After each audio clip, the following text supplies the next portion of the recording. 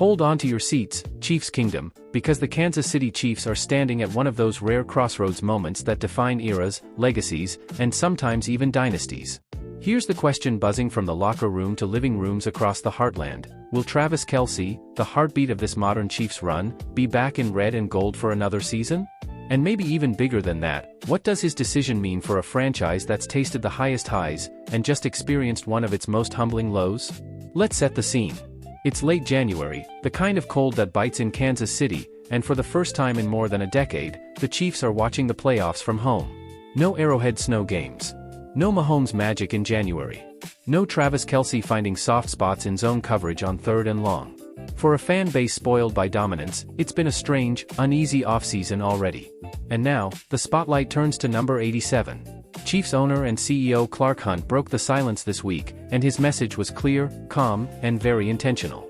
The organization wants Travis Kelce back. But more importantly, they're willing to wait. They're choosing patience, respect, humanity. We want to be respectful, Hunt said, speaking publicly as the team waits on Kelce's offseason decision. Respectful of a future Hall of Famer who's given everything to this franchise. Respectful of a man balancing football with life milestones, including a high-profile engagement and an upcoming marriage. And respectful of the fact that after more than a decade of punishment in the NFL trenches, the decision to keep playing isn't just about stats or contracts anymore. And yet, let's be clear, this isn't nostalgia talking. This isn't the Chiefs hoping Kelce comes back for a ceremonial farewell tour. Travis Kelce can still play. In a season that many would call down, Kelce still finished with over 800 receiving yards. 800. As a tight end.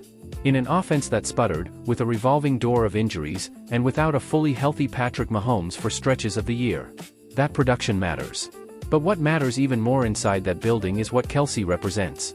He's not just a target. He's a tone setter. He's the guy who knows Andy Reid's offense like a second language. He's the safety blanket for a quarterback who, when healthy, has already carved his name into NFL immortality. And that's where this conversation widens. Because the Chiefs aren't just talking about Travis Kelce in a vacuum. They're talking about a rebound, a reset, a response. Clark Hunt appeared on NFL Network's Good Morning Football and didn't mince words. Missing the playoffs under Andy Reid? That's not a trend. That's a blip.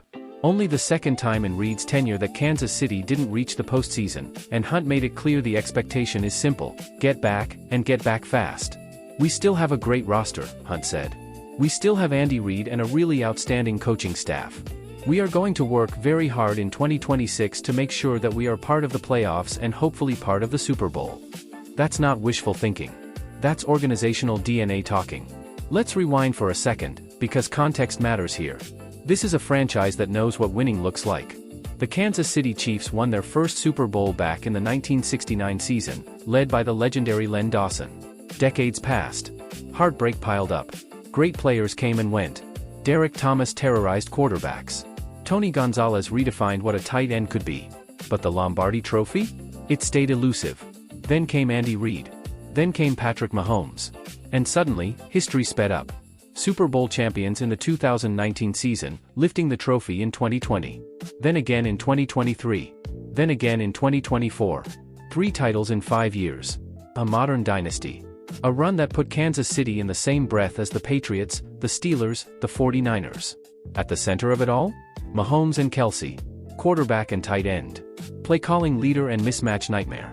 A connection that's produced jaw-dropping plays, no-look passes, and some of the most iconic postseason moments the NFL has ever seen. Remember the AFC Championship battles with Buffalo? The chess matches with Cincinnati? The way Arrowhead Stadium, officially Geha Field at Arrowhead Stadium, becomes an earthquake of sound when the tomahawk chop echoes through the stands? That's the environment Kelce has thrived in. One of the loudest venues in sports. One of the most passionate fan bases in the world. So yes, this decision matters. A lot. From a football standpoint, keeping Kelce preserves continuity. Andy Reid's offense is famously complex, built on timing, option routes, and trust. Travis Kelce isn't just running plays, he's reading defenses in real time, adjusting routes on the fly, and serving as an extension of the coaching staff on the field. From a tactical perspective, Kelce's presence changes everything. Defensive coordinators have to account for him in the red zone, that area inside the opponent's 20-yard line where space is tight and mistakes are magnified. They have to choose, double Kelce and risk single coverage elsewhere, or leave him one-on-one and hope for the best. Most teams have tried both. Most have failed. And then there's Patrick Mahomes. The expectation around the league is that Mahomes will return healthy after ACL rehab, and when that happens, the entire AFC has to recalibrate. Mahomes, even in compromised seasons, has remained one of the most efficient and creative quarterbacks in football. Compare his career numbers to peers of the same age, and it's not even close. MVPs, Super Bowl MVPs, win percentage. Fourth quarter comebacks. He's already in conversations most quarterbacks don't enter until retirement. A healthy Mahomes plus a returning Kelce? That's not a rebuild. That's a reload.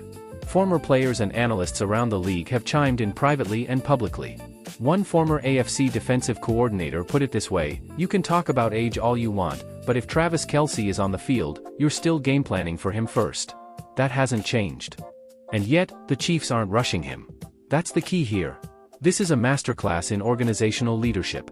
By publicly backing Kelce's right to decide on his own timeline, the Chiefs avoid pressure, avoid ultimatums, and avoid messy headlines. There's no contract brinkmanship. No leaked frustrations. Just clarity: we want you, but we respect you. That posture matters in today's NFL, where player autonomy and public perception can shape locker rooms just as much as playbooks. It also buys Kansas City time. Time to evaluate the roster. Time to prepare contingencies. Time to decide whether younger tight ends, new schemes, or different personnel packages need to be explored if Kelce chooses to step away. But make no mistake, Chiefs Kingdom knows the truth. There's only one Travis Kelce. Off the field, his profile has never been bigger. Media appearances. Endorsements. Pop culture relevance that transcends football. He's become one of the most recognizable athletes on the planet.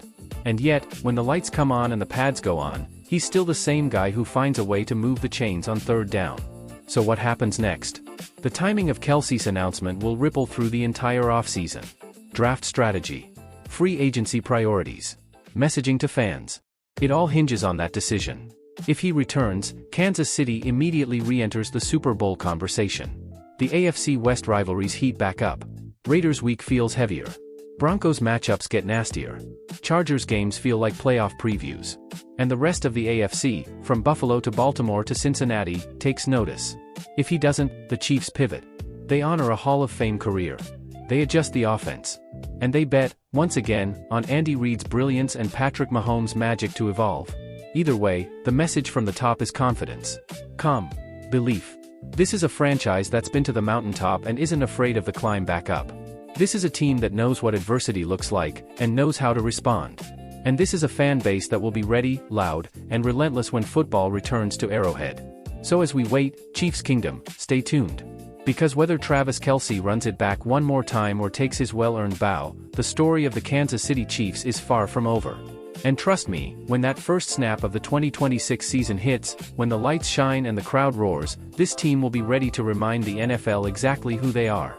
This is the Chiefs we know. This is the Chiefs we love. And the next chapter? It's coming soon.